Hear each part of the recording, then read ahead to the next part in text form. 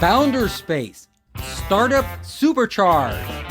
I'm Captain Hoff, CEO of Founder Space, the leading global startup accelerator. I'm also author of the award-winning books, Make Elephants Fly, Surviving a Startup, and The 5 Forces. Captain Hoff here with the Founder Space podcast. Today, we are going to talk about selling. And I have, as a guest, David Newman.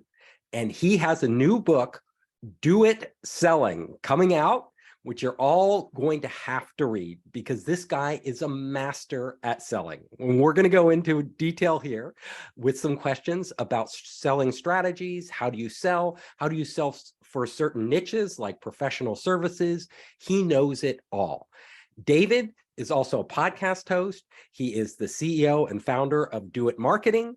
And David, welcome to the show. Captain, pleasure to be next to you in the chair. Well, I have a lot of questions for you. So let's start with your new book, Do It Selling. It's coming out in Q1 2023. Can you tell us a little about the book? Sure. So when I wrote the Do It Marketing book, which was about 10 years ago, about 1/3 of that book is about sales and selling. I had to sneak it in because, as many of your previous guests who were also sales experts have shared, many entrepreneurs, many founders, they hate selling. They love the work of their work. They love their product. They love their service. It's like, can we just skip the sales part? Can we just make the sales part go away? Could someone else do that dirty, nasty bit? So you really have to sneak it in. So when, people are doing their marketing, lead generation, prospecting, what happens when the dog catches the car? It's like, oh my God, Steve, I got a live one. Somebody wants to talk to me. How do I not screw it up? So my definition, my distinction between marketing and sales, marketing is everything that happens up to the point of winning a initial conversation. Voice to voice, Zoom to Zoom, face to face. That initial conversation is the demarcation point because at that point, we're in sales mode. So I figured that someone had to write a sales book for people who really, really hate selling. And that's what it is. And that's me. I hate selling. We all have to do it. I hate it. And I am worried I'll screw it up. So tell me, what are some of the things? Well, I get the fish on the line. I don't want it to wriggle off. What are some of the things I can do to reel that fish in? Sure. Well, everything that we talk about in the Do It Selling book is really based on your come from, right? Your attitude, your emotional connection. You know this because you're a relationship guy. People buy from people that they feel connected to as a human being. So one of my early sales mentors said, David, you're so concerned about being a good salesperson, because I was like a ferocious student of sales training and sales mentoring and sales coaching. And he says, don't worry so much about that, about being a good salesperson. Be a better person and you'll make more sales. Meaning, ask more questions, stay in the conversation longer, ask things that you think might be, gosh, that's impolite, I'm being nosy, they might not want to share that with me. If you run a sales conversation like an interrogation, meaning rapid fire machine gun question after question, you are correct. No one's going to want to talk to you. If your come from is more like a journalist or more like an interviewer, and you've got genuine curiosity and genuine concern, and you really want to hold that prospect's interests above your own, whether they buy from you or not, whether they invest with you or not, whether they become a customer or not, really getting to know them, their problems, their wants, their needs, their hopes, their dreams, their aspirations. So in the Do It Selling book, we literally have hundreds and hundreds of questions over these 77 micro chapters. What to say in the initial discovery conversation, what to say in the follow-up, how to dig, how to peel the onion back, how to find the issue behind the issue and the question behind the question. If your come from is 100% caring and concern and curiosity, people will love to engage with you. It'll be a sales conversation like they've never had before. If you do it like an interrogation or like a desperate spammy, chaser, peddler, vendor, then guess how they're going to see you? As a desperate, spammy, chaser, peddler, vendor. And that's not fun for you, and it's not fun for them. Absolutely. So I know what you're talking about. And you mentioned some keywords in there, caring. Like, you have to actually care about them, about their business, about helping them succeed. And I think coming from that position is so vital in selling, because like you said, people, they care about their business and they want to work with somebody who cares about, who they feel cares about them and will help them get the best outcome. So let's talk, when you are doing that initial call, like you just, you landed somebody on LinkedIn that you've been trying to get a hold of, or email, walk me through some examples of the types of questions you would ask and how you would ask them. Absolutely. And Captain, I have to tell you, you will love this chapter in the book, because it's literally called Captain, We Have First Contact. Awesome. So I'm a huge Star Trek fan. I'm a big sci-fi fan. I thought you named it after me. Well, I sort of did, and I sort of didn't. But so let's talk about what happens on the call. The first thing that you need to do as a professional seller, and every entrepreneur and every founder is also a professional seller, you set the ground rules. So people want process and they want certainty. So when you say, here's how I like to run these calls, during this conversation, I'm going to give you the 4-part formula. During this conversation, we're going to talk about where your business, or fill in the blank, where your career, where your organization is going. Number 2, where you are currently. Number 3, removing some roadblocks and obstacles that may be in your way. And then 4, what other folks in your position have done to create success. So there's no strings, there's no gimmicks. This is still you talking. There's no strings, there's no gimmicks. I'm just here to give you 2 or 3 smart ideas you can use right away, whether we decide there's a next step or not. So, and I pause, let me and I say, how does that sound?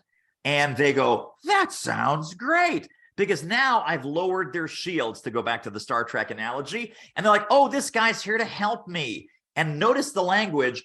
I say, whether we decide there's a next step or not. As soon as you say that, the pressure immediately goes down.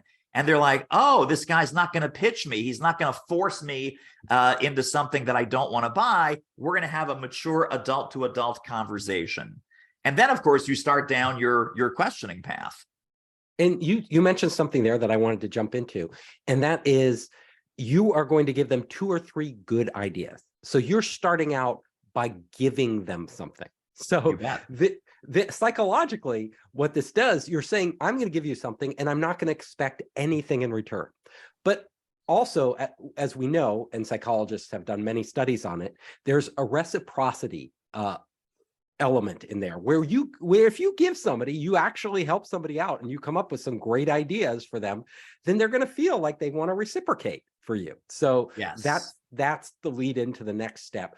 Now, with these, when you're having this conversation, you said, no, you don't expect anything in return. You have to say that. So here's how I do it. Like when I sell, what I will do is I'll do the same thing. So I'll sit down with people, and a lot of times it's startups, because I help startups, and I'll just help them. I will go through their business plan. I'll give them feedback, give them ideas, because I want to help them, first of all. And I want to figure out if their business is good and something I should invest. If their company isn't good, I don't want to actually commit to them or have them commit to me, because, there's no way I think they'll be successful, and I probably won't change that if they don't have a really good business. But I will be happy to give them free advice. But the one thing I don't do, and this is something you mentioned that you recommend, is I don't tell them that they don't have to reciprocate. I just give. And then later, I will follow up and say, hey, would you like to take it to the next step? Now, what would you say to that approach? Yes, absolutely. So you can do it that way. And this is just a personal style thing. And that's the other thing that really makes me crazy about so many sales books. So many sales books want you to parrot scripts. Yes. In the Do It Selling book, I'm giving you frameworks and principles.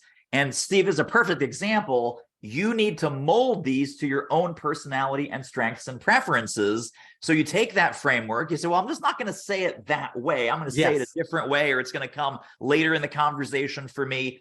It's all good as long as it's a sales process that, number one, is effective, and number two, that you enjoy. You've got it dialed in. Well, perfect, because I do exactly what you say, and I just make that I'm not going to expect anything in return implicit in my in how I approach them. And so you do this. I think it's really good. So what you're doing is, the first step is you're laying out a roadmap for them, saying basically, I'm just going to help you. I'm going to give you some ideas, some feedback. But in order to do that, I need to understand your business. So we're going to go through some questions so that I can actually provide some value and help you. And also along the way, what you gain, I think what you're saying, what the person selling gains, is a lot of information. Like, yes, they do, for sure. So you start to understand what they really need as opposed to what you think they need. So let's go to the next step with this. So the next step is, we're starting the conversation. My second question, right after that first question that we gave folks, do you mind if during this call, I treat you like a fee-paid client? And people go, oh yeah, that would be awesome. Or they say, well, David, what does that mean? And I say, thank you for asking. Here's what it means. I'm going to ask you some pretty deep questions, and I may interrupt, I may redirect, just as if we had started our work together. I want to get to the heart of the issue as quickly as possible, so this call can be as valuable as possible. Do I have your permission to treat you as if you're a client? Yes, that'd be great. So I'm, number one, telling them that this call is going to have value in a different way. Number two, I'm going to tell them, hey, when you do become a client, I'm not going to pull any punches. We're going to get right to it. We're going to uncover the BS. We're going to bust your self-soothing delusions. We're going to give you the roadmap, the plan, the GPS to get you where you want to go as fast as possible. Are you on board for that kind of experience? And just like you said, Steve, it's really about auditioning, right? Yes, we're helping them. Yes, we're giving value. Yes, we're giving them some light bulb moments, but we're also auditioning them. Number one, are they coachable? Number two, is this someone that I want to do business with? Are they ready? Are they brave? Are they fast? Are they smart? Do they have the intelligence that I want them to have? Do they have the action orientation that they need to have to be successful in your program, my program, etc.? So helping is such a beautiful audition process for your future clients that it truly is win-win-win. And then let me give you a couple more. Well, before you do, I'm going to sure. dive in there and say this is beautiful, because it's also analogous to freemium marketing. You are literally giving them a, freemium marketing is basically try the product out, try it out, see if you like it. Yes. With you, you're a consultant, you're going to be advising them. You're saying, try it out. This is free. We're going to do exactly what we do when you're a paid client. So you could try it out. You can see how we work together. You'll get a feel for it. And that sets in their mind, oh, okay, this is what I'm going to be getting when I actually work with David or whoever. Exactly. We're not trying to sell them the experience. We're trying to give them the experience. Yes. And then the choice becomes, do I want to continue? Right. Is this a good experience for me? Right. It makes it much easier for them to make a decision. Now, let me talk about one of the deadly traps when we talk about ask a lot of questions. Yes. When we ask questions, there's kind of two general categories, right? There's me questions about what I want to sell. And then there's you questions about what you're going through and what problems you're trying to solve or what outcomes you're trying to create. Almost everyone goes into that first meeting after the dog catches the car, and they ask me, well, David, what should I pitch? Should I bring my one pager? Should I bring my brochure? Should I bring my product sheet? Should I bring, and I'm like, oh, should I bring my pitch deck? No. You should bring nothing. You should go in unarmed, and you need to ask a ton of questions about them, and don't ask you-centric or product or service-centric questions. Ask them-centric, right? You-centric. So in other words, questions would include what they're going through right now when it comes to the problem areas that you fix, what their team wants, what their CEO wants, what their strategic initiatives are for the next 12 or 24 months? Why are those strategic initiatives the strategic initiatives? What has caused those to be the North Star, right? What are their urgencies? What are their priorities? What they're proud of? What they're worried about? What if it goes wrong? What if this project or this implementation goes wrong? Who stands to lose? What if it goes right? Who stands to win? Well, I'll get promoted and we'll get our second round of funding and it's going to be awesome. And the captain's going to be really proud of me. So, okay, that's what if it goes right. Where do they want to be when it comes to this problem 90 days from now, 6 months from now, and 1 year from now? Why are those outcomes important to them? How does that impact their numbers? And then what are those numbers specifically? What are the radiant consequences of those problems? Now, we don't ask about radiant consequences. Radiant consequences rather, are the consequences of the consequences. So now you're asking questions like, where else does that show up? How else does that show up? When else does that show up? Who else is impacted by that? Where else does that have an impact financially? Where else is that impacting your sales? Where else is that impacting your funding? Those are radiant consequences. And then this is how, throughout that entire series of questions, and yes, folks, sorry, you're going to have to go back and re-listen to that barrage of questions and write some of your favorites down. You're getting to the problem behind the problem. You're getting to the fear behind the fear. You're getting to the goal behind the goal. You're getting to the dream behind the dream. That's why they buy from you. That's what I have about that, Captain. Yes, and I see a lot of value here because not only will you be able to give them better advice by actually understanding this, you'll actually understand their business, but you're getting them, a lot of these people haven't even asked these questions of themselves. Yes. So you're helping them clarify their own business in this conversation. So true. So true. So these are great. I think people, instead of scribbling down all those questions, you have many more, they should just buy the book. They'll get them all. And they can, because these questions are super valuable. You've come to them through years and years and years of doing this.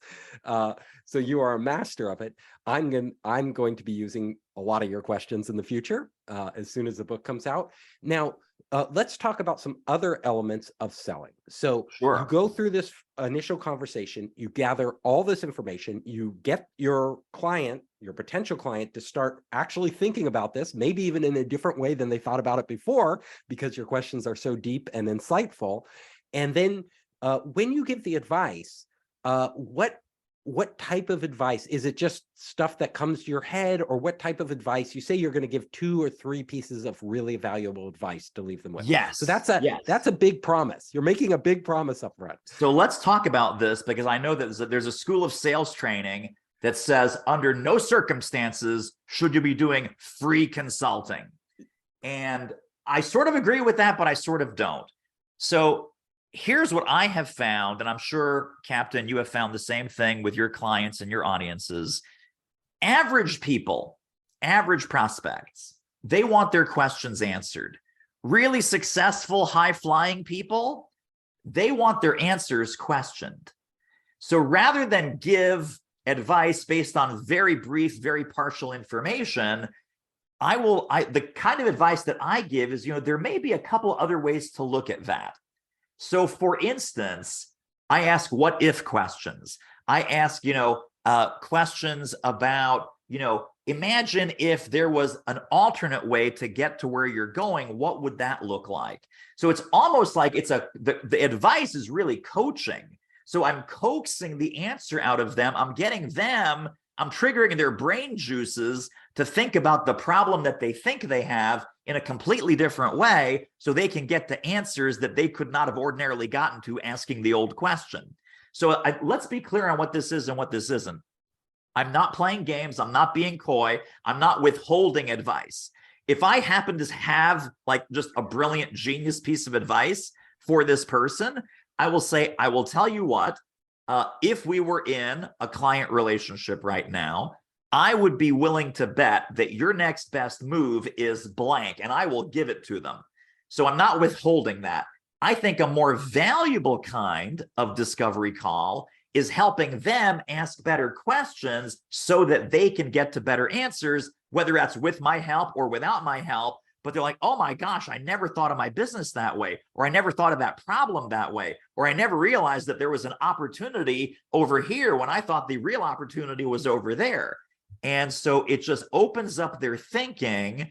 And the more people feel that you get them, that you really get them, and you're on the same side of the table, kind of brainstorming and mind mapping, that kind of relationship leads to client work and being a customer and being hired or being invested in almost all the time. Yeah, and what you're doing is really smart because first of all, as an outside consultant, you have advantages and disadvantages. Your advantages are that you are more objective about their business. You can see things that they cannot see. You have experience that they have not had that they could benefit from. The disadvantages are they know their business much better than you. They've been doing this a lot of times 10 years longer. They know this business. They know their customers. They know their problems like you don't know them. So for you, it would be presumptuous for you to say, come in there and say, oh, I can solve all your problems with 3 magic answers at the end of this call. You're not going to do that. But what you can do is start to play to your advantages, which are, look, there are other things out there that you might not have thought of, and I want you to think of them. And, there are questions I can ask you being on the outside that you may not have asked yourself. You may have thought of, but you may not have gone deep enough. And I'm going to actually take you down that path, and we're going to see where it leads. That is really good. I love it. Absolutely.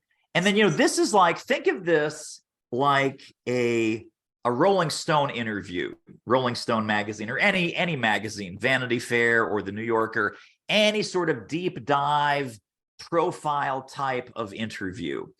The interviewers, and I've actually studied this because when I did the National Speakers Association podcast, I wanted to really sharpen up my interviewing skills. So I read all these books about how to interview celebrities and authors and experts.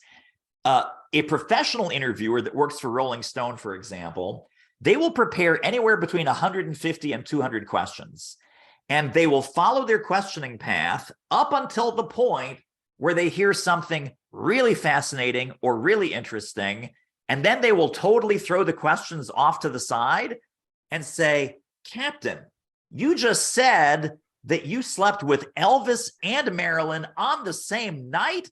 Holy smokes, tell me what that was like. So imagine saying, hi, folks, we're interviewing David Newman. David, here's the first question. Tell us about your love life. Well, there was the time that I slept with Marilyn and Elvis in the same night. Okay, great. Question number 2. It's like, no, not question number 2. You need to know when to slow down and when to dig and when to probe and when to really get into the weeds on something, because they've said something that is either triggering you to say, uh-oh, that doesn't make sense, or, oh gosh, that could be a hidden gold mine or whatever. But the interviewing process goes totally astray when you read the questions by rote. So I want you to think about the inner dialogue when you're in your next sales conversation. When you hear yourself say, well, hang on, that doesn't make sense, or gosh, I have no idea what they're talking about, or that's a piece of jargon I don't know. You want to stop and say, excuse me, Captain, you just used the piece of jargon there. I don't know what that is. So throughout this entire interview process, and I really look at prospecting as and lead generation and the sales conversations as a research and relevance and interviewing process. We need to be strategically dumb and perpetually curious, just like a good interviewer. Don't let any juicy comment go untouched, unprobed, unmassaged. And then when it's time to get back onto your interviewing path, then you go to the next question, then you go to the next area. But so many people do this in a rote way, and they forget that the most important part of sales is the listening. Yes, that's absolutely right. Because they could have all the best questions, plow through them and get nothing out of it. Like get nothing for the client, nothing for themselves, because they aren't listening. They aren't really understanding what their client is saying, and then there's no real communication. They're not forming the bond that you want to form, because the real bond forms when you actually understand what they're saying, and that leads you to another thing and another thing. And a lot of those things are unexpected. They're unplanned. That's right. They aren't what you expect. And what you're saying is you have to be open. You have to be flexible. If you start to go down a path and you see it's leading somewhere, put the questions aside and see where it takes you and see what you can learn, see what they can learn in the process and what that uncovers.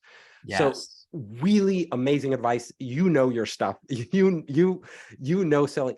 This is super valuable. Even for me, like an experienced salesperson, this is stuff I need to hear over and over. And this is not only over and over, a lot of the questions, like the way you put them is really well thought out. And it's a way that, I may be asking the same questions, but not in as articulate a way to get the answers I need. Right. So we're almost out of time, but I want you to tell me just a few more nuggets about the sales process, your book, what you're thinking of that our entrepreneurs can benefit from. Sure. Well, I think to really master a sales conversation, you want to also not only the journalist analogy I shared a moment ago, but also a courtroom attorney. A courtroom attorney during litigation never asks a question in open court that they do not want the witness to hear themselves say out loud. So people never argue with their own data. If you get enough data out of your prospect, right, never assume, never put words in their mouth, just ask penetrating questions and specifics. One of my favorite follow-up questions is, can you put a number on it? It's like, well, our retention isn't where it needs to be. Really interesting. Can you put a number on it? Where has it been? Where would you like it to be? Do you know what your peers have as a retention number? What makes you think that retention can be improved? So I'm going to get all kinds of curious, but I want to have them put a number on it. Dollars, hours, percentages, profit, margin, revenue, whatever it is. Can you put a number on it as a magic sales question? So as much as you can specify and cross-examine your person without it feeling like an interrogation, without it feeling like a cross-examination, you will get amazing results from that conversation. Final point, non-words. Non-words are sometimes the best sales words. So they just tell you some horrible development, some big crisis, some big opportunity that they might lose. Sometimes the most powerful words that we can say in a sales conversation are things like, wow, hoo boy, really? Terrible, unbelievable. Oh, that sounds bad. Geez, whoo, yikes, no, ouch, right? These words get people to open up and tell you more. So don't feel that you have to go right to the next question. Be with the prospect when they're telling you something amazing, and be with the prospect when they're telling you something horrible. Really, really listen and acknowledge you're listening. Like if you and I were just having a casual chat, be like, wow, Captain, really? Gosh, whoo, awesome, holy smokes. And you just keep rolling. Our job is to get the prospect to just keep talking. So final soundbite on that, a prospect who is listening is not a prospect. Think about that. A prospect who is listening is not a prospect. What does that mean? Prospect is someone who's talking. Get them talking and keep them talking. I love that. Like saying wow and great and just those affirmative things gives them permission to go on. Yes. And then you will discover, great interrogators, let's say, in a court, whether they're in a courtroom or, at a police station, wherever they are, they don't do a lot of talking. Their main job is to keep whoever they're talking to talking, right? Yes. And we do that by these affirmative exclamations that we make. We do that by repeating what they said. So they would say something, you would parrot it back to them, the end of that, oh, really? That blah, blah, blah. And then they go, yeah. And then they go on and on. That wonderful strategy for sales. And it's a strategy a lot of people don't think about because they're so tied to getting their goals done. And they think their goals are getting, them to say yes, or go through all the questions or explain about their product that they're trying to sell. Those aren't the goals, what you're saying. The goals are to get these people to totally reveal themselves. And in the process of revealing themselves, they will learn something and you will learn something. So yes. I love the Socratic method for selling. I would, Socrates would be right on board with this if he were a salesperson. Totally agree. Why don't I want to, first of all, we're wrapping this up now. I want everyone in the audience to go to your podcast, The Selling Show. It's a great way for them to get to know you better. So look it up. It's on Apple and all the others, Spotify, everywhere, The Selling Show. And David, tell the audience where else they can find you. Sure. So a couple of free resources on our website. The main website is doitmarketing.com. All the companion resources, tools, free training that go with the book are at doitmarketing.com/selling, because the book is called Do It Selling. And then we also have some free on-demand training at doitmarketing.com/webinar. I hope you enjoyed the show. If you liked it, hit the subscribe button and share it with your friends. You can help us create more great content by subscribing and sharing. Also, if you want to access our online startup program, our investor network, and our entrepreneur resources, just come to founderspace.com.